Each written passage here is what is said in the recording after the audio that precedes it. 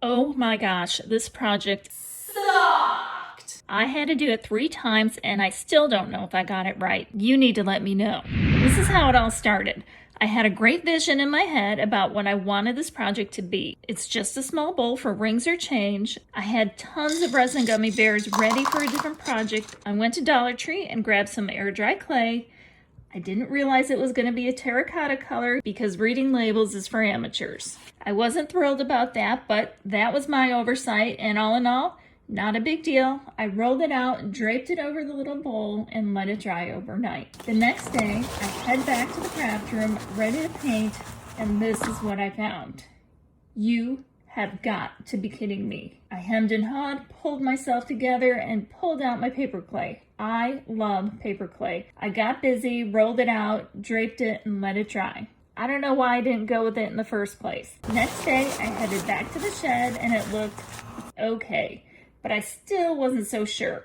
I did a little sanding, and then I painted it white. Once dry, still wasn't loving it. So I broke out some pre-colored UV resin. I didn't even know such a thing existed, but they're great, despite my project. I was sure I was gonna save this. I was adding the gummy bears, dripping the blue resin. I'm not sure how it could look that bad. Then I decided to throw caution to the wind. This all happened for a reason, because I was gonna make something so much better. I decided to make an entire bowl out of just the colored UV resin. So I got to work. I originally stayed with the blues and the purples and some white. I was building the bowl until it started to take shape. I'll be honest, I wasn't feeling it while I was making it, but I powered through. I got to the point where I added the gummy bears and didn't like it, so I just kept adding more gummy bears and more gummy bears and more gummy bears until there was no more room for more gummy bears. I reached the end of the road. I looked at it and I still wasn't happy, but I couldn't trash another one. My friend Chaz recommended adding a candle and calling it a votive.